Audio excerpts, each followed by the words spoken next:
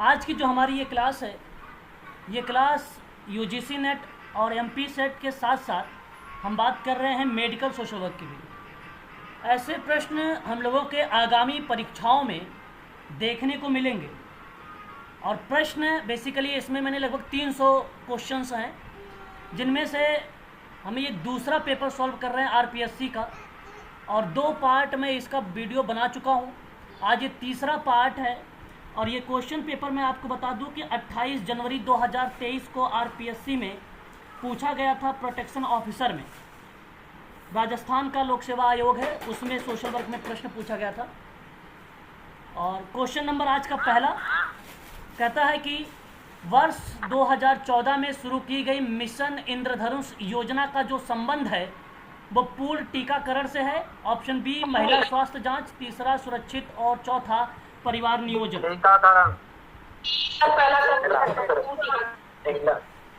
इंद्रधनुष mission योजना, बिल्कुल आप लोगों ने अभी जो जवाब दिया है मुझे करेक्ट दिया है।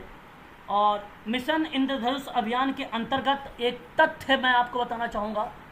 5 वर्ष तक के बच्चों को बीसीजी, ओबीपी, पेंटावेलेंट और rotavirus, micelles, rubella, vitamin A, PCB का टीका सहित कुल टोटल 11 टीके की बात होती है। कुल टोटल 11 टीके की बात होती है मिशन इंद्रधनुष योजना में, और इसे 25 दिसंबर 2014 को लॉन्च किया गया भारत सरकार के द्वारा। एक स्वास्थ्य मिशन है ये। ऑप्शन जिन बच्चों ने ए का चुनाव किया है वह करेक्ट जवाब है ऑप्शन नंबर ए। पहला ऑप्शन सही गया है, और जिन बच्चों ने पहला लगाया है उसको सही करेंगे, बाकी जिनका गलत है तो वो गलत करेंगे। क्वेश्चन बात करेंगे 81 के। परिवार कल्याण एजेंसियां निम्न में परिवारों की मदद नहीं करती है, बताएं जरा। 4 ऑप्शन आपके सामने, किसका मदद नहीं करती? बेरोजगारी। बेरोजगारी, ओके। बीमा सुविधा सर, पहला बीमा सुविधा, ओके। 81 क्वेश्चन नंबर हमारे सामने, और आप लोगों का जो जवाब आया है बीमा सुविधा भी आया है, बेरोजगारी भी आया, लेकिन यहाँ पे करेक्ट जो जवाब है बीमा सुविधा जो है ना, परिवार कल्याण एजेंसी में परिवारों की मदद नहीं करता है बीमा सुविधा, बल्कि ये मदद करता है आर्थिक कठिनाइयों को लेकर एक प्रकार से निकालना, बेरोजगारी को दूर करने का प्रयास, और खराब रहने की स्थिति, अस्वस्थता, वैवाहिक एवं पारिवारिक विवाद, ऐसी अनेक समस्याओं पर परिवार कल्याण एजेंसियां जो है परिवारों की मदद करती है, परंतु बीमा सुविधा नहीं। यहाँ पर ऑप्शन अगर हम बात करते हैं 81 का, ये 81 का क्वेश्चन कर रहे हैं ना हम लोग जी, बताएं। जी सर। हाँ, आपका पहला करेक्ट जवाब है, पहला करेक्ट जवाब है, पहला करेक्ट जवाब है, ठीक है। क्वेश्चन नंबर 82 कहता है नीति के उद्देश्य 2010 तक, ध्यान से प्रश्न को पढ़ेंगे। डैश नीति के उद्देश्य 2010 तक प्रजनन दर TFR को प्रतिस्थापन स्तर पर लाने के लिए प्रजनन और बाल स्वास्थ्य आवश्यकताओं को पूरा करना है, तो इसके अंतर्गत कौन आवश्यकता पूरा करेगा नीति, बताइए कौन है वो। Question number 82। हार्ड होगा सर, बच्चों के लिए स्वास्थ्य नीति 2002, बच्चों के लिए राष्ट्रीय स्वास्थ्य नीति 2002। ओके, यहाँ आप लोगों ने अलग अलग तरीके से जवाब दिए हैं, परंतु मैं आप लोगों से यहाँ बताना चाहूँगा राष्ट्रीय जनसंख्या नीति 2000। अब ये जो राष्ट्रीय जनसंख्या नीति 2000 है, इसका केवल इतना सा मुख्य उद्देश्य के रूप में जाना जाता है कि शिशु मृत्यु दर को प्रति 1000 जीवित जन्मों पर 30 से कम करना। ध्यान से सुनिएगा, प्रति 1000 जीवित जन्मों पर 30 से कम करना, टीकाकरण के नियंत्रण किए जाने वाले लोगों से बच्चों का प्रतिरक्षण करना। और यहाँ करेक्ट जवाब ऑप्शन नंबर 2 आपका जाएगा, जो पॉपुलेशन पॉलिसी है 2000 की, यही मुख्य विशेषता के रूप में भी उभर के आएगी। इसमें 4 बातें हैं, मैं आपको चारों के चारों बातें बता देना चाहता हूँ। 1 मिनट होल्ड रखिए, कोई बच्चा मुझे मैसेज डाल रहा भी देखिए समय से आप क्लास को अगर ज्वाइन करेंगे तो अच्छा रहेगा। सभी लोग क्लास को समय पर ज्वाइन किया करें। मैं यहाँ पे कुछ मुख्य विशेषता के रूप में बताना चाहता हूँ, तो क्या मैं नोट करवा दूँ आप लोगों को? इम्पोर्टेंट है, एक बार अगर आप कहें तो मैं इसको नोट करवा देता हूँ। चलिए फिर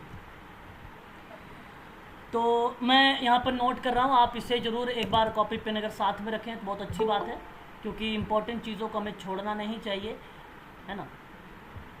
देखिए ये जब बच्चे आते हैं तो हमें डिस्टर्ब होना शुरू हो जाता हूँ, क्योंकि ज्वाइन भी करना पड़ता है। देखिए यहाँ जो विशेषता है, पहले नंबर पे एक विशेषता ये याद रखिएगा आप सभी लोग कि 14 वर्ष से कम, ठीक है, ध्यान से सुनिएगा, 14 वर्ष से कम आयु के बच्चों को निःशुल्क शिक्षा देना। क्या करना है? निःशुल्क शिक्षा देना है। बात को ध्यान रखिएगा, राष्ट्रीय जनसंख्या नीति की मैं 2000 के अकॉर्डिंग बात कर रहा हूँ, कुछ इंपॉर्टेंट तथ्यों पर। दूसरी बात आपको ये ध्यान रखना है कि शिशु मृत्यु दर, अब प्रश्न में देखो यही लिखा हुआ था, शिशु मृत्यु दर ही लिखा हुआ था, ठीक है। तो शिशु मृत्यु दर को प्रति 1000 में से 30 से कम करना, 30 से कम करना। तीसरी पॉइंट आप इसमें मेंशन करेंगे, व्यापक स्तर पर टीका रोधी बीमारी, यानी आप ये कह लीजिए कि जो टीका रोधी बीमारियां हैं, ठीक है, उन बीमारियों में, ठीक है, या उन बीमारियों से करिएगा, उन बीमारियों से बच्चों को छुटकारा, ये आपका रहेगा तीसरा पॉइंट तथ्य और इम्पॉर्टेंट के रूप में। चौथा बात आप ध्यान रखेंगे, लड़कियों की शादी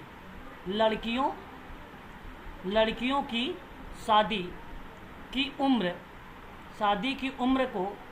उम्र को बढ़ाने के लिए प्रोत्साहित, मोटिवेट करना, प्रोत्साहित, ये चौथी बात हो जाएगी, है ना। इन चारों में से कोई एक पूछा जा सकता है, पेपर में आ सकता है। और एक और इम्पोर्टेंट है परिवार नियोजन, पांचवा पॉइंट लिख लीजिए, परिवार नियोजन को एक जन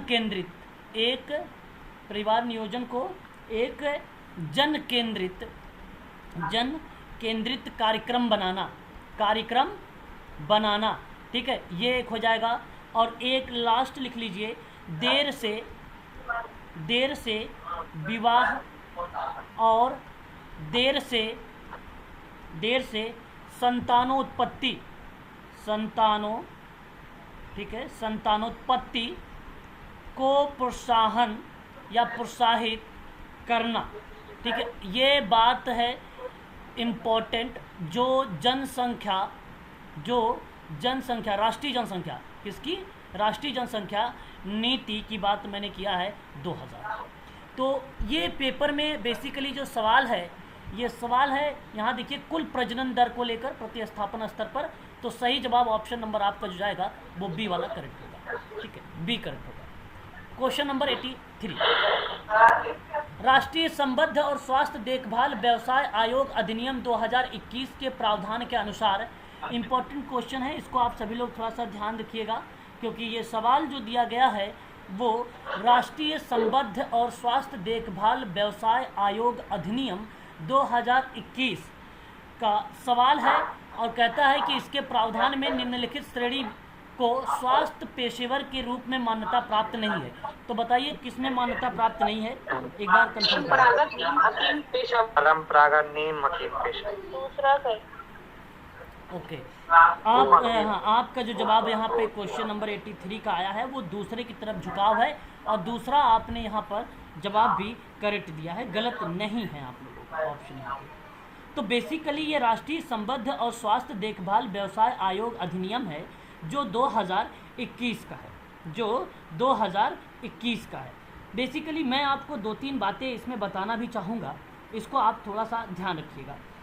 यह जो है संबद्ध स्वास्थ्य पेशेवर को किसी भी बीमारी, चोट, हानि के निदान और उपचार करने के लिए ट्रेनिंग यानी प्रशिक्षित सहयोगी तकनीकी और प्रौद्योगिकी के रूप में परिभाषित करता है। तो ये जो 2021 है, ये बेसिकली अगर मैं आपसे बात करूं तो आप ये केवल बात याद रखिएगा कि निदान के लिए, उपचार के लिए, ट्रेनिंग के लिए मदद करेगा और प्रौद्योगिकी में भी ये मदद करेगा। ठीक है, यहाँ पर ये चीज़ ध्यान रखेंगे। और दूसरी बात इसमें आपको एक चीज़ और याद रखना है कि ये राज्य परिषद की भी बात करता है, तो विधेयक के पारित होने के 6 महीने के भीतर राज्य सरकारें राज्य के संबद्ध स्वास्थ्य परिषद का गठन करेगी। तो राज्य के संबद्ध स्वास्थ्य परिषद का गठन भी जो किया जाता है वो इसी का पार्ट बनाया जाता है। तो ये भी आपको यहाँ पर ध्यान रखना होगा इसके संबंध में। ठीक है, इसी के संबंध में फिजियोथेरेपिस्ट हो गया, स्पीच थेरेपिस्ट हो गया इत्यादि जितने भी चिकित्सा होती हैं या स्टॉक होल्डर होते हैं उनकी भी भूमिका हमें यहाँ पर देखने को मिलती भी है। तो मैं आपसे ये बताना चाह रहा हूँ कि 22 जून 2021 को हेल्थ केयर प्रोफेशनल रजिस्ट्री पर परामर्श पत्र जो है प्रकाशित की थी, ये आप थोड़ा सा ध्यान रखेंगे यहाँ पर। अब ये जो शब्द आप देख रहे हैं परंपरागत नीम हकीम पेशेवर है ना, इम्पोर्टेंट शब्द, इसके बारे में सोशल वर्क में जो समाज में खतरा है उन खतरों को दूर करने का ये प्रयास करता है। इसी को हम लोग क्या बोलते हैं, क्विक। यानी अगर मैं आपसे बात ये कहूँ तो ये चीज़ भी आपको ध्यान रखना है, ट्रेडिशनल क्विक्स प्रोफेशनल है ना, ये भी आपको यहाँ पर ध्यान रखना। बात वही है ना, इससे कोई वो चीज़ नहीं है, गाइडेंस की बात करता है, एक प्रकार से लोगों को समाज के मुख्य धारा से जोड़ने की बात करता है। ऑप्शन आपका सेकंड करेक्ट है। निम्न में से किस प्रावधान को सामाजिक सुरक्षा का उपाय माना जाता है? बड़ा अच्छा सवाल है, जरा बताइएगा। Question number 84। अच्छा, आपने ए का चुनाव किया है। और अगर मैं कहूँ तो जो सामाजिक सुरक्षा का उपाय है, एक तो विधवा के लिए पेंशन हो गया, एक तो अगर हम बात करें तो वृद्धा पेंशन हो गया, और एक अगर हम बात करें तो मातृत्व लाभ हो गया। लेकिन बैंक के आवासीय और व्यवसाय के बैंकों में विद्यार्थियों को ऋण देना ये सामाजिक नहीं होता है, जो कि यहाँ पे सी और डी गलत हो जाएगा। एक मिनट होगा।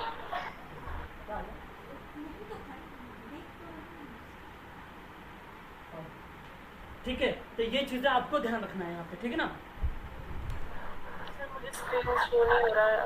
जी। क्या शो नहीं हो रहा मैडम, फिर से कहें। स्क्रीन शो नहीं हो रहा मैम, स्क्रीन अगर शो नहीं हो रहा है तो ये आपके यहाँ प्रॉब्लम हो सकती है। अगर मेरे यहाँ प्रॉब्लम होती तो किसी बच्चे के पास स्क्रीन शो नहीं होती है ना। अगर मेरे यहाँ प्रॉब्लम होती ABC होगा सर। हाँ, यहाँ पे आपने जो जवाब दिया है ABE करेक्ट होगा, ABC नहीं होगा सर, AB। हाँ, ए Govinda sir, ABE is the right answer होगा इसका। ठीक है, ABE हाँ, मैं यहाँ पे टिक भी लगा देता हूँ। ऑप्शन आपका जो जाने वाला है ये आपका पहला ऑप्शन करेक्ट होगा। आगे बढ़ते हैं, क्वेश्चन नंबर अगला का चुनाव करते हैं। 85 और बहुत ही आसान सा सवाल है, आपको ये सवाल का जवाब नहीं है। क्या आवाज नहीं आ रही मेरी? हेलो, क्या मेरी आवाज आपको? हाँ, मेरी आवाज आप सबके पास जा रही है? एक बार कंफर्म करिए। कट रही है आवाज तो? आ रही है सर, अभी बीच में कट रही है सर। ओके, बीच में आवाज चली जा रही है नेहा जी? हमारा सुनना लायक ठीक है सर। आवाज ठीक है। ठीक है, चलिए ठीक है। नेटवर्क इश्यूज हो सकता है, थोड़ी बहुत प्रॉब्लम मेरे यहाँ भी हो सकती है, और आप यहाँ अगर थोड़ी बहुत प्रॉब्लम है तो उसको सही कर लीजिए, क्योंकि शाम का समय है, नेटवर्क में इश्यूज बन जाते हैं, है ना।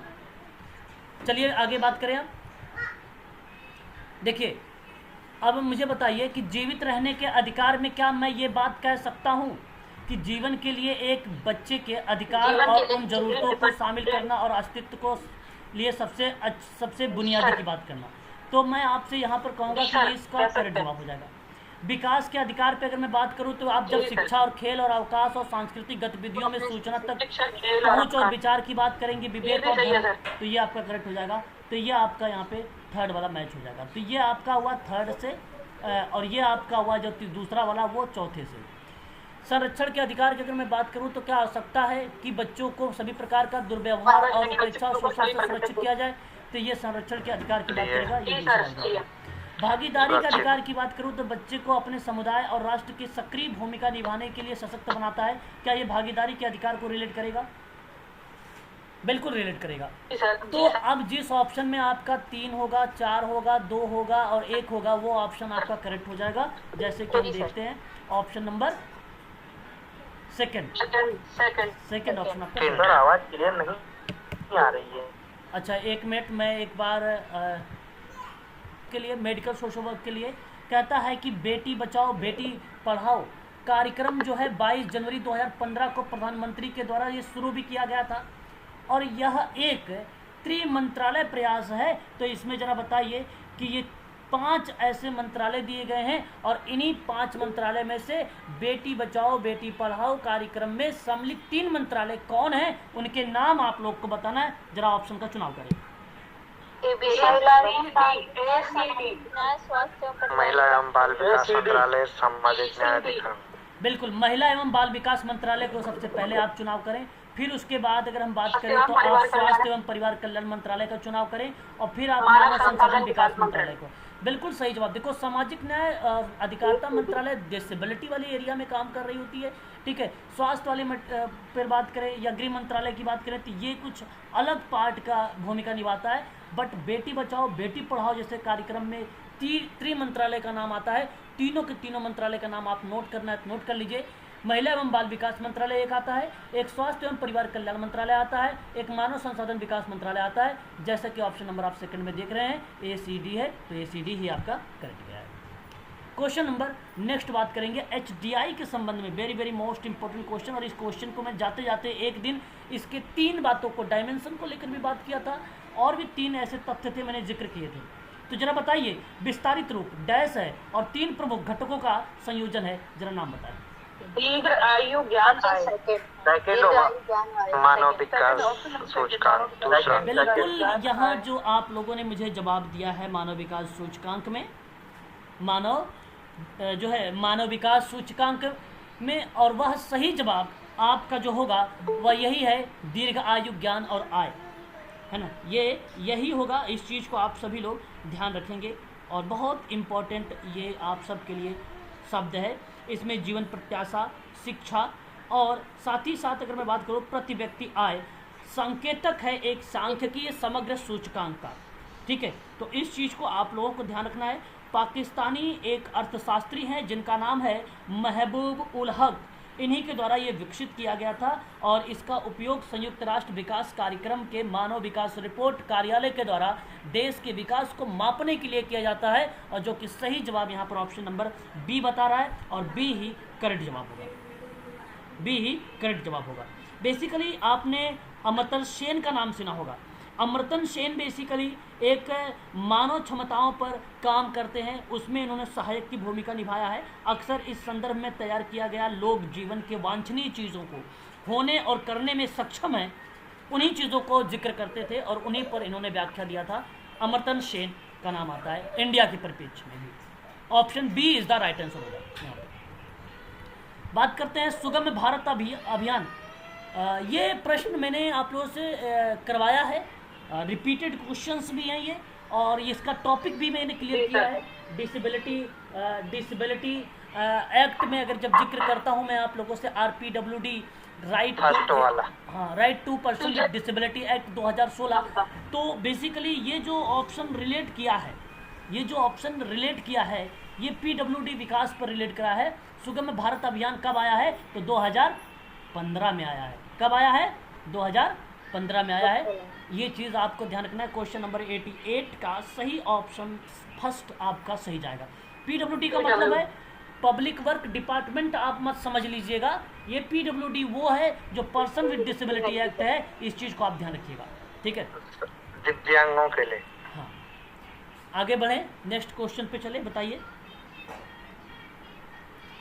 चले संस्कृति। आप देखिए, ये प्रश्न भी आप लोगों भली भांति तरीके से रूबरू होंगे, मुझे जहाँ तक उम्मीद है, और ये प्रश्न वही है, ध्यान रखेंगे सभी लोग। सांस्कृतिक विलंबना क्या है? आपने नाम सुना होगा सांस्कृतिक विलंबना के बारे में, मैं उम्मीद करता हूँ। ऑप्शन 4। ऑप्शन 4, बहुत बढ़िया, बहुत बढ़िया, बहुत बढ़िया। Option 4 is the right answer. Option 4 की अगर बात करें, एक ऐसी स्थिति जिसमें संस्कृति के कुछ भागों के अन्य संबंधित भागों की अपेक्षा परिवर्तन तेज दर से होता है, फिर परिणाम स्वरूप व्यवधान उत्पन्न करता है। मैं आपको ये बताने की कोशिश कर रहा हूँ यहाँ पर आप सभी लोगों से कि सांस्कृतिक विलंबना को संस्कृति के अंतः संबंधित अथवा अन्योन्यश्रित दो भागों में परिवर्तन की गति को समकालीनता के अभाव को सांस्कृतिक विलंबना कहा जाता है, जिससे संस्कृति में अव्यवस्था और कुसमायोजन उत्पन्न होता है। यही कल्चर लैग होता है। कल्चर लैग पर सन 1922 में जिक्र किया आगबर्न और निमकाफ ने। बेसिकली इसमें सबसे अहम भूमिका जो रही वो आगबर्न की रही। किसकी रही है? आगबर्न की रही है। ये बात आप ध्यान रखिएगा। सांस्कृतिक विलंबना का कारण क्या हो सकता है, मैं आपको ये बताना चाहूँगा। एक रूढ़िबद्धता हो सकता है। नवीनता चीज़ों के प्रति अगर भय है तो वो भी एक रीज़न, तब भी वहाँ पे कल्चर लैग आ सकता है। अतीत के प्रति अगर निष्ठा है तो भी वहाँ पे कल्चर लैग आ सकता है। निहित अगर आपका स्वार्थ है तब भी वहाँ पे कल्चर लैग आ सकता है। नए विचारों की जांच में अगर कठिनाई हो रही है आपको, तब भी वहाँ पे कल्चर लैग में प्रॉब्लम आ सकती है। परिवर्तन के प्रति विचारों में अगर भिन्नता आपको देखने को मिल गई, डिफरेंट स्टेटमेंट मिल गए, तब भी कल्चर लैग में आपको क्या होगा? कारण मिल जाएगा, रीज़न मिल जाएगा। सही जवाब ऐसी स्थिति जहाँ पे संस्कृति के कुछ भागों के अन्य संबंधित भागों की अपेक्षा परिवर्तन तेज दर से होता है, फिर परिणाम स्वरूप व्यवधान उत्पन्न हो जाता है। परिवर्तन बड़ी तीव्र गति से हुआ है, अंत में व्यवधान आ गया है, तो वह रिप्रेजेंट करेगा कल्चर लैग। कल्चर लैग को कहा जाता है क्या? सांस्कृतिक विलंबना। सही जवाब यहाँ पे होगा। 1922 में अकबर ने ये स्टेटमेंट जिक्र किया था, याद रखिएगा आप लोग। क्वेश्चन नंबर 90 नंबर का सवाल। निम्नलिखित में से सामाजिक समस्या के बारे में कौन सा कथन है जो असत्य है यानी गलत है? बताइए जरा, 4 ऑप्शन आपके सामने। सेकंड। ओके बताइए। आप भी, शकुंतला मैडम आप भी बताइए, श्याम जी आप भी बताइए। ओके बी की। ओके, सभी बच्चों का जो झुकाव है क्वेश्चन नंबर 90 की तरफ, वो बेसिकली सेकंड ऑप्शन की तरफ आप लोग बढ़ रहे हो। यानी सेकंड ऑप्शन कहता है कि यह समस्या हमेशा, एक ट्रिक नोट करो, ट्रिक नोट करिए, जहाँ पे केवल शब्द आए और हमेशा शब्द आए, वो 110% गारंटी है कि वह आपका गलत होगा ऑप्शन, और एक सामाजिक समस्या के रूप में जाना जाता है, और यह ऑप्शन गलत होगा। सामाजिक समस्या समय के साथ बदलती है, सामाजिक समस्या के बारे में यह सत्य बात है। मानदंड और विचरण के रूप में मानने जाने वाली एक स्थिति, ये भी सत्य बात है। सामूहिक प्रयास से सामाजिक समस्या का समाधान भी संभव हो जाता है, ये भी कथन आपका सत्य है। यहाँ पर क्वेश्चन नंबर 90 का ऑप्शन जो सेकंड है यानी दूसरा है, वो आपका सही है। आगे बढ़ेंगे question number 91, very most important. अभी आप लोगों ने हम बात करेंगे। अच्छा, ये तो उसके भारत में किशोर अपराधी की आयु निर्धारित की गई, जरा बताएं। Question number 91। 16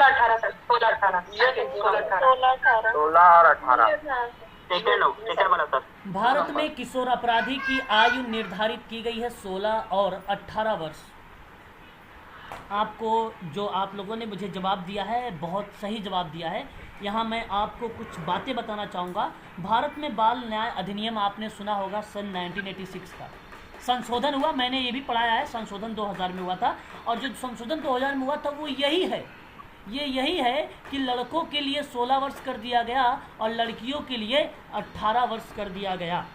तो 16 वर्ष तक की आयु में लड़कों और 18 वर्ष तक की आयु में लड़कियों के अपराध करने पर बाल अपराधी की श्रेणी में सम्मिलित किया जाएगा। और बाल अपराध की अधिकतम आयु सीमा भी अलग अलग राज्यों ने अलग अलग तरीके से निर्धारित भी की है, ये भी बात आपको याद रखनी है। परंतु जब हमसे प्रश्न पेपर में पूछा जाता है तो वो बेसिकली व्यापक लेवल पर पूछा जाता है ना, वो प्रश्न जो है व्यापक लेवल पर पूछा जाता है। तो ये आपका यहाँ पे करेक्ट होगा, ठीक है। इस चीज़ को आप लोग जो है ध्यान रखेंगे। आपको बता दूँ, केंद्रीय दत्तक ग्रहण संसाधन प्राधिकरण, जिसको आप बोलते हैं सेंट्रल एडॉप्शन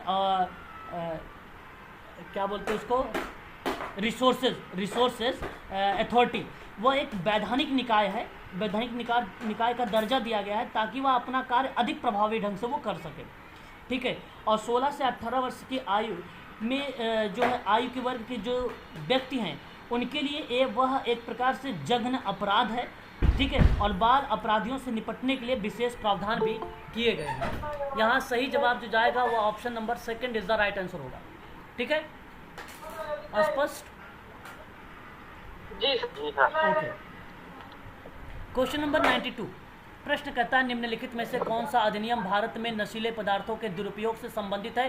क्वेश्चन नंबर 92 का सही जवाब क्या होना चाहिए। बड़ा अच्छा सवाल है। स्वापक औषधि और मन प्रभाव पदार्थ अधिनियम 1985। Okay, very good. यहाँ पे सभी बच्चों का जवाब narcotic drugs and psychotic substance act 1985 का आ रहा है और आपने जो जवाब दिया है ये करेक्ट जवाब दिया है, सही है। इसको आप जरूर ध्यान रखें, बहुत इम्पोर्टेंट, इससे हर बार एक बार जो है प्रश्न पूछा ही जाता है, ठीक है। और ये जो एक्ट है ये भली भांति तरीके से आप लोग इससे रूबरू हैं। मुझे जहाँ तक उम्मीद है अवैध दवाइयाँ, पदार्थ और पौधे, वस्तुओं के जब्त किए जाने के संबंध में इस एक्ट को जो है लाया गया है। ये नारकोटिक ड्रग एंड वाला किसके लिए है? जी सर, लास्ट वाला किसके लिए? लास्ट वाले किसके लिए? वस्तुओं और प्रभाड़ों को जब्त करना। प्रभाड़ जानते हैं आप? प्रभाड़ों जानते हैं? प्रभाड़ों का मतलब होता है क्षेत्रीय परिवहन करे जो कार्यालय उनको रिप्रेजेंट कर, उनके क्षेत्रों में जो चीज़ें होती हैं उनको रिप्रेजेंट करता है ना, प्रभाड़। तो यहाँ अगर हम बात करते हैं तो एक प्रकार से इस चीज़ को समझिए, narcotic drugs and psychotropic substance act है, सन 1985 में आया था ये 16 सितंबर को। और ये एक्ट बेसिकली नशीली पदार्थों के सेवन करने से, इसे बनाने से, खरीद बिक्री करने के खिलाफ देश में जो भी कानून है उसे narcotic drugs and psychotropic substance act जो है 1985 के रूप में उसे फिर जाना गया, ठीक है। अगर आप इस अपराध से पाए जाते हैं तो सज़ा कम से कम 10 साल की होगी, ठीक है, और 20 साल तक की भी सज़ा इसको जो है कर दी जा सकती है और 1 लाख रुपए तक का जुर्माना भी आपको भरना पड़ सकता है, ठीक है। इस चीज़ को आप लोग खासकर ध्यान रखेंगे, हो सकता है आप लोगों से ऐसे भी प्रश्न देखने को मिल जाए। तो यहाँ पे नशीले पदार्थ और दुरुपयोग के संबंध में ऑप्शन जो स्वापक औषधि और मन प्रभावी पदार्थ अधिनियम 1985 है, यही ऑप्शन आपका करेक्ट है। चलिए आगे बढ़ेंगे और नेक्स्ट क्वेश्चन देखते। आवाज़ मेरी स्पष्ट है? हेलो, क्या मेरी आवाज़ ब्रेक वगैरह तो नहीं हो रही है? जैसे कि आप लोगों की आवाज़ मेरे पास आ रही है तो ब्रेक होके आ रही है। श्याम जी, नहीं सर, हाँ जी सर, आ रही है। आवाज़ स्पष्ट है ना? कोई चलिए सर जी, मैंने एक क्वेश्चन नंबर 93 देखिए। क्वेश्चन नंबर 93 आपके सामने कह रहा है, बोल रहा है ये कि निम्नलिखित में से कौन सा गरीबी का आयाम नहीं है। बड़ा अच्छा सवाल है। 93 बताइए। ऑप्शन संसाधनों तक चौथा होना चाहिए सर, चौथा। सेकंड सर, यहाँ किसी बच्चे ने बोला है संसाधनों तक पहुँच।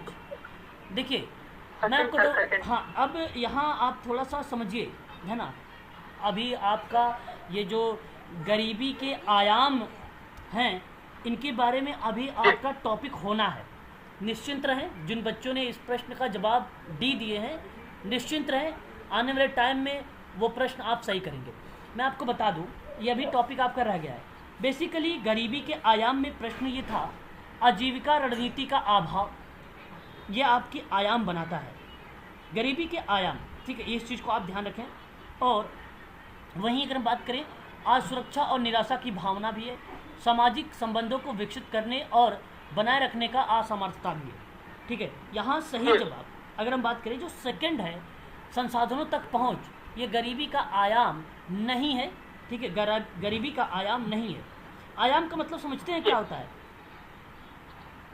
आयाम का अगर मैं तात्पर्य आप सबसे पूछूं तो आप मुझे क्या बताना चाहेंगे? आयाम का अभिप्राय क्या होता है, ताकि आप उन चीज़ों को सही तरीके से स्पष्ट कर पाए।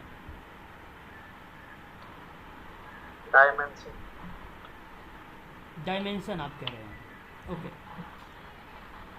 देखिए आयाम बेसिकली एक प्रकार से जो कारक होते हैं, कारक। हाँ, जैसे अभी आपने कारक की नाम लिया है, गुड गुड। जैसे यहाँ पे एक शब्द ऐसे रिप्रेजेंट करता है, कोई कारक हो जाए, कोई घटना हो जाए, है ना, कोई घटना है, उन तथ्यों के रूप में जब हम देखते हैं तो हमें आयाम के रूप में उसको हम जानते हैं, डायमेंशन के रूप में भी जानते हैं, ठीक है, तो यहाँ सही जवाब अगर हम बात करें संसाधनों तक, आप एक सिंपल सी बात करो ना कि बताइए गरीबी का आयाम क्या संसाधनों की तक पहुँच हो सकता है? ये गरीबी का आयाम है। गरीबी का अभी ऑलरेडी देखिए, गरीबी का तात्पर्य, हाँ, जब गरीबी का तात्पर्य पूछे तो सिंपल सी बात आप जानते हैं कि गरीबी उस समस्या को कहते हैं जिससे व्यक्ति अपने जीवन की मूलभूत आवश्यकता यथा रोटी कपड़ा मकान को पूरा करने में असमर्थ होता है, वही गरीब होता है। गरीब तो वही होता है। यस या नो? यस। हाँ, अब ऐसी कंडीशन पे अगर हमारे सामने सवाल आ रहा है तो भाई संसाधनों तक कहाँ व्यक्ति पहुँच सकता है? तो गरीबी के आकलन के लिए विभिन्न देशों ने मानक परिभाषित के रूप में व्यवस्था भी किया है, उसका आयाम के रूप में प्रयोग भी किया है, तो वह संसाधनों तक पहुँच नहीं किया है। ऑप्शन आपका बी वाला इज द राइट आंसर होगा। बी ऑप्शन करेगा। क्वेश्चन नंबर 94, निम्नलिखित में से कौन सी सामाजिक समस्या की विशेषता नहीं है? बड़ा अच्छा सवाल है, जरा जवाब बताइए सामाजिक समस्या की विशेषता। अब जिन बच्चों को पता होगा सामाजिक समस्या, उन्हीं को ये सवाल सही तरीके से व्याख्या आ जाएगी। चलिए, यहाँ पे बच्चों का जवाब भी झुकाव जो है दूसरे की तरफ आ रहा है। एक बार मैं इसको देखता हूँ। देखिए, यहाँ पे मैं पहले आपको ये बताना चाहूँगा कि जो सामाजिक समस्या होती है ना, सामाजिक समस्या कहते किसको है? अगर कोई व्यक्ति आपसे पूछ ले कि सोशल प्रॉब्लम क्या है, सोशल प्रॉब्लम वो होती है, कंडीशन है, एक स्थिति है जिसमें समाज हानिकारक मानता है और इसके समाधान का आवश्यकता को महसूस करता है। तो सामाजिक समस्या का संबंध सामाजिक संरचना से होता है, इसीलिए वही समस्याएं सामाजिक समस्याएं कहलाती हैं जो या तो सामाजिक संरचना पर कुप्रभाव डालती हो या मेरी आवाज़ सभी के पास कट कट के जा रही है? नहीं सर, अभी सही आ रही है। नहीं, अगर मेरी आवाज़ सभी बच्चों के पास कट कट जा रही होगी तो प्रॉब्लम मेरे यहाँ से है। अगर एक दो बच्चों के पास कट के आवाज़ जा रही है तो इसका मतलब ये है कि बच्चे के पास ही नेटवर्क नहीं है, उन्हीं के पास प्रॉब्लम है। ना आप लोग मुझे क्वेश्चन पढ़ रहे हैं तो कट रही है आपकी आवाज़। अब आवाज़ सही है? ठीक है, आवाज़ सही है? तो मेरे यहाँ नहीं सही है। चलिए देखिए, यहाँ पे जो सवाल है, मैं कह रहा था सामाजिक समस्या की विशेषता। तो सामाजिक समस्या की विशेषता क्या होती है? तो आपने जवाब दिया है सामाजिक समस्याएं आपस में जुड़ी नहीं होती हैं। देखिए, बेसिकली मैं आपको यहाँ बताना चाहूँगा, ध्यान से सुन लीजिए। सामाजिक समस्या वह दशा व स्थिति है जिससे समाज हानिकारक मानता है और उसके समाधान की आवश्यकता भी महसूस करता है। तो सामाजिक समस्या जो है समाज के संरचना से संबंधित है, ये एक प्रकार की विशेषता है। तो सामाजिक समस्या बेसिकली कई कारकों के कारण से होती है, ये भी सत्य है। सामाजिक समस्या समाज के प्रत्येक व्यक्ति को प्रभावित करती है, ये भी सत्य है। सामाजिक समस्या जो है अलग अलग व्यक्तियों के लिए अलग अलग तरह से प्रभावित करती है, ये भी सत्य है। फिर प्रश्न कहा था विशेषता कौन सी नहीं है, तो जो कि ऑप्शन नंबर सेकंड आप पढ़िए। ऑप्शन सेकंड आपसे क्या बोल रहा है? सामाजिक समस्या आपस में जुड़ी नहीं होती है, ये गलत है। आपस में जुड़ी भी हो सकती है ना, ये आपका गलत हो जाएगा। तो यहाँ पर इन चीज़ों को आप ध्यान रखेंगे। Option second is the right answer होगा। क्वेश्चन नंबर 95 देखिए, निम्नलिखित में से कौन सा किशोर न्यायालय के अंतर्निहित दर्शन को सही वर्णन करता है? अंतर्निहित दर्शन जी पहला सर ऑप्शन नंबर ए। हाँ, दंडात्मक के बजाय सुरक्षात्मक। हाँ, दंडात्मक के बजाय सुरक्षात्मक। हाँ, सही वर्णन यही करता है। Option number A is the right answer होगा। सामाजिक अव्यवस्था का लक्ष्य जो है लक्षणता है ना, यानी एक प्रकार से सामाजिक अव्यवस्था के लक्षण बताइए। कौन सा ऑप्शन यहाँ पे जाएगा सही? सहयोग की कमी। सहयोग की कमी। सहयोग की कमी भी आपकी सही रहेगा मैम। सामान्य मूल्यों को घटता विश्वास भी सही होगा। एकता में खलल भी सही होगा। अनुशासन में कमी भी सही होगा। ऑप्शन नंबर पहला करेक्ट हो जाएगा। सभी ऑप्शन आपके करेक्ट हैं। यहाँ पे आपके ऑल आर करेक्ट होंगे ऑप्शन जी। ठीक है, कोई कुछ पूछ रहा है क्या इस सवाल से संबंध में? चलिए, अच्छा, क्वेश्चन नंबर 97, नशा करने वाले व्यक्ति के पुनर्वास के, देखिए very very most important question है मेडिकल सोशल वर्क के स्टूडेंट और एमपी सेट के सोशल वर्क के स्टूडेंट, ध्यान रखें। उत्तराखंड मेडिकल सोशल वर्क के बच्चे और एमपी सेट, नशा करने वाले व्यक्ति के पुनर्वास के लक्ष्य तक प्रकार कौन से हो सकते हैं बताइए? आ रही है सर। 97 नंबर का सवाल, और आपने यहाँ पे सभी का चुनाव किया है। और आपको बता दूं, सही आपका ऑप्शन थर्ड होगा, और सही आपका जवाब आया है संपूर्ण परहेज, व्यक्ति की शारीरिक स्थिति में सुधार, व्यक्ति की शिक्षा, नौकरी और सामाजिक भूमिका के फिर से शुरू करना, और परिवार में पुनः प्रवेश करना। देखो पुनः लिखा हुआ, पुनः व्यक्ति के शारीरिक स्थिति में और परहेज, ये बेसिकली सभी के सभी ऑप्शन आपके जो जाएंगे ये करेक्ट जाएंगे, है ना, करेक्ट जाएंगे। Option number third is the right answer. Question number 98 देख लीजिए। केंद्र सरकार के भ्रष्टाचार विरोधी उपायों के रूप में निम्नलिखित विभाग की स्थापना की है। अरे वाह, बड़ा अच्छा सवाल है क्वेश्चन नंबर 98।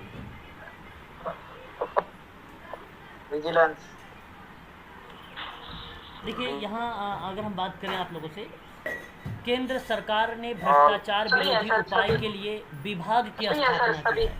सभी होंगे, बिल्कुल।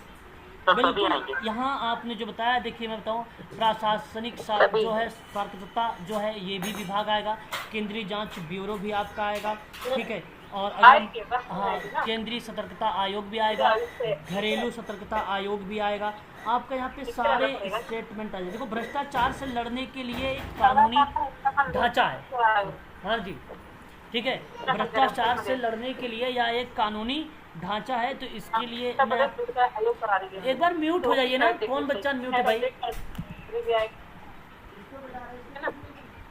देखिए क्वेश्चन नंबर 98 की बात कर रहे हैं कि केंद्र सरकार के भ्रष्टाचार विरोधी उपाय के रूप में निम्नलिखित विभाग की स्थापना हुई। तो ये चारों स्थापना की गई। इसमें मैं 2-3 बातें आपको स्पष्ट कर देना चाहता हूँ। एक देखिए, केंद्रीय सतर्कता आयोग है जो 2003 में इसको दिया गया था।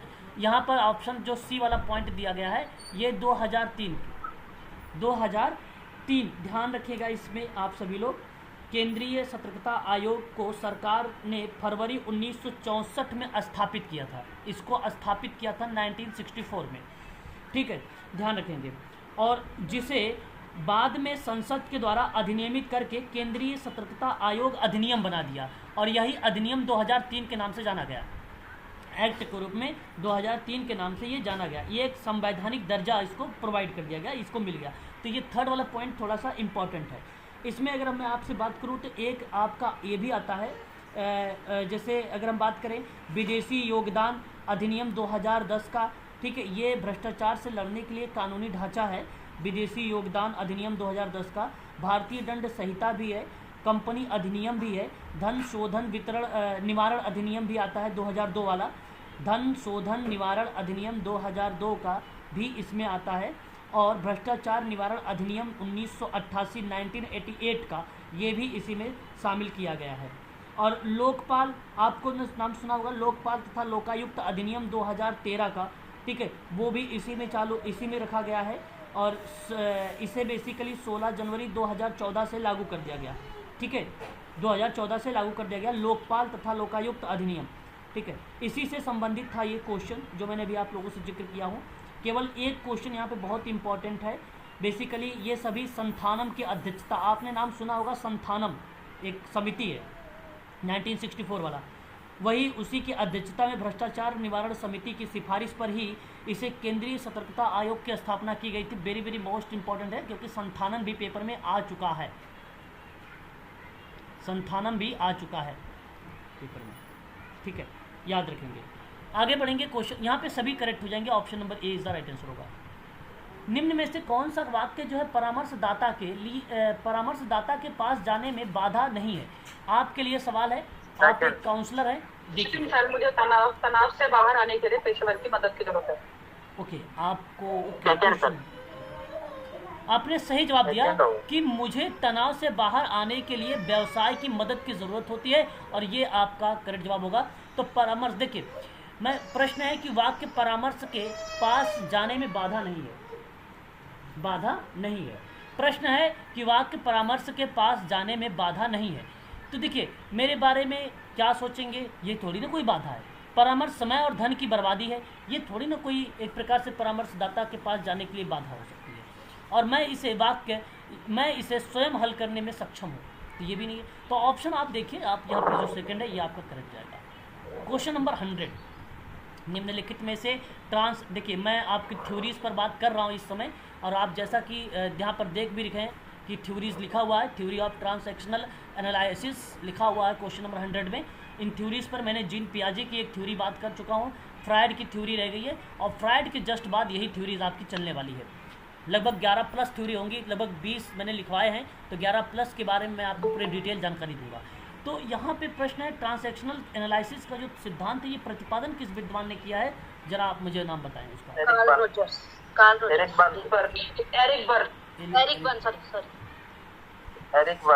अच्छा, कार्ल रोजर्स महोदय, कौन बताइए, है ना। ये आप लोगों को ध्यान रखना है, कार्ल रोजर्स का नाम आता ही नहीं है, और मैंने इसके बारे में कई बार आपसे जिक्र कर चुका हूँ। तो ऐसे प्रश्नों को प्लीज़ आप गलत ना करें, जो प्रश्न आपको आते हैं, है ना, जो प्रश्न आपको आते हैं, अगर आप ऐसे प्रश्न गलत करने लगेंगे तो दिक्कतें आप सबको बढ़ जाएंगी, ठीक है। तो ट्रांसैक्शनल एक थ्योरी है, जैसा कि आप सब भलीभांति तरीके से, मुझे उम्मीद है कि आप लोग जानते भी होंगे, और ये थ्योरी एरिक बर्न की, ये थ्योरी एरिक बर्न के द्वारा दी। कब दी गई? सन 1950 के दौर में यह थ्योरी दी गई थी, और ऑप्शन आपका करेक्ट हो जाएगा ए वाला, ठीक है। जॉर्ज होमन्स का भी नाम आता है इस पे, कार्ल जॉर्ज होमन्स। हाँ, यहाँ नाम मैम कई विद्वानों का नाम आएगा, आप एक नाम आपको मिलेगा जहाँ पे I am okay, you are okay, I am not okay, ठीक है, और यू आर ओके। ये कॉन्सेप्ट की जब बात हम करते हैं, एंथोनियो का नाम आता है, हॉलिस्ट एंथोनियो का नाम भी आएगा। जॉर्ज होमस का नाम मैम तब आता है जब हम लेन देन का सिद्धांत के बारे में जिक्र करते हैं, वही ट्रांसैक्शनल का थ्योरी, विनिमय का सिद्धांत के रूप में, लेकिन कॉन्सेप्ट वहाँ पर फिर थोड़ा सा अलग हो जाएगा, ठीक है। बट प्रतिपादन किसने किया है? तो एरिक बर्न ही ने प्रतिपादन किया है, ऑप्शन सही जाएगा पहला वाला, ठीक है ना। यहाँ उम्मीद करता हूँ आपने शायद समझ गए ये चीज़ को। जी सर। चलो, बहुत बढ़िया। अगला क्वेश्चन, इसमें आपको एक नाम बताना है, आपको पेरेंट एक नाम आता है इसमें, PAC, पेरेंट एडल्ट चाइल्ड, ये आप याद रखेंगे सभी लोग, PAC, माता पिता, वयस्क, बच्चा। 3 अहम अवस्था हैं इस थ्योरी में। कितनी अवस्था हैं? 3 अहम अवस्था हैं, और वो 3 अवस्था को बोला था PAC, P for parent, A for adult, C for child. इसको बोलाता है ईगो स्टेज। ईगो स्टेज की पहचान होते हैं, ईगो स्टेज आइडेंटिफिकेशन यहीं से होता है, ठीक है, ये बात ध्यान रखिएगा। क्वेश्चन नंबर 101, 101,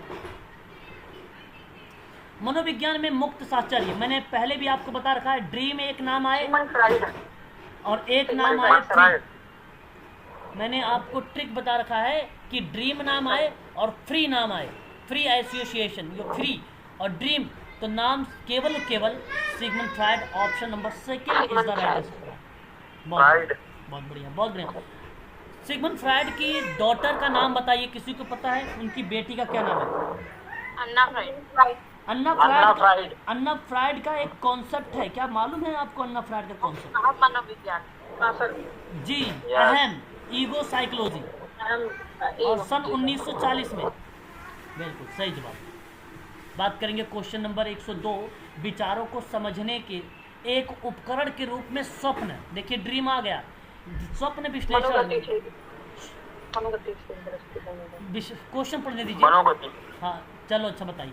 क्वेश्चन नंबर 102 का जो जवाब आप लोग मुझे दे रहे हैं सभी लोग, यहाँ पर मनोगतिक होगा, psycho dynamic school of thought, option number 3 is the right answer होगा, मनोगतिशील। मैं आपको बताऊंगा, एक होता है सामूहिक गतिशीलता। सामूहिक गतिशीलता पर कर्ट लेविन की भूमिका आती है, क्षेत्रवाद को लेकर जिक्र करते हैं, ठीक है, ये बात आपको ध्यान रखना है। और आपको अगर हम बात करें तो थोड़ी सी जिक्र जब डायग्नोसिस की होती है तो वहाँ पर भी जिक्र करते हैं गतिशीलता शब्द को, तो वो डायग्नोसिस में गतिशीलता शब्द H.H. पर्लमैन का नाम आता है। मैंने आपको बताया भी है, पर्लमैन ने 3 टाइप के बताए हैं, क्लिनिकल साइकोलॉजी जो है क्लिनिकल आपको डायग्नोसिस बताया है, इटियोलॉजिकल डायग्नोसिस बताया है, और एक डायग्नोसिस क्या बताया है? डायग्नोस्टिक, इटियोलॉजिकल, और एक क्लिनिकल, और एक क्लिनिकल डायग्नोज होता है, और एक आपका इटियोलॉजिकल होता है, इटियोलॉजिकल, और एक क्या कौन सा होता है बताइए? अरे भाई निदान के प्रकार पूछ रहा हूँ आपसे।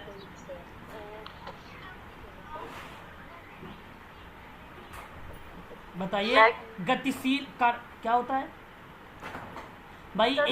एक डायनेमिक होता है, उसी को गतिशील कहते हैं। वही मैं बता रहा हूँ आपको गतिशील के बारे में, ठीक है। तो एक डायनेमिक होता है, एक क्लिनिकल होता है, एक इटियोलॉजिकल होता है, 3 होता है। अभी मैंने हाल ही में आप लोगों से क्लास लिया था, बताइए। अगर ऐसे भूल जाओगे तो दिक्कत करेगा आप लोगों को ही, ऐसे मत करिए आप लोग। क्वेश्चन नंबर 103 देखिए, निम्नलिखित में से किस सिद्धांत ने मानव व्यवहार को समझने पर बल दिया है? बड़ा अच्छा सवाल। क्वेश्चन नंबर 103 साइकोडायनेमिक, मानव व्यवहार को समझना है। सोशल लर्निंग, स्टार लगाइएगा। क्वेश्चन मेडिकल सोशल वर्क के स्टूडेंट स्टार लगाएंगे 103 वाले को। इंपॉर्टेंट क्वेश्चन है। सोशल लर्निंग थ्योरी SGPGI में जब सामाजिक शिक्षण सिद्धांत जो आपसे पूछा गया था अभी SGPGI में, जो बच्चे पेपर दे के गए आए होंगे उनको मालूम होगा, ये पहला ही प्रश्न उसमें आया हुआ था कि मानव व्यवहार को समझने पर बताइए कौन सी थ्योरी है। आपको अगर समझना है, किसी और व्यक्ति को अगर आपको समझना है, तो सोशल लर्निंग थ्योरी है। ऑप्शन 3 करेक्ट है। क्वेश्चन नंबर 104 और लास्ट क्वेश्चन देख लीजिए। परामर्श संबंध समाप्त होने के बाद भी जिसकी सहायता की वह कैसा कर रहा है या जांच करना क्या कहलाता है?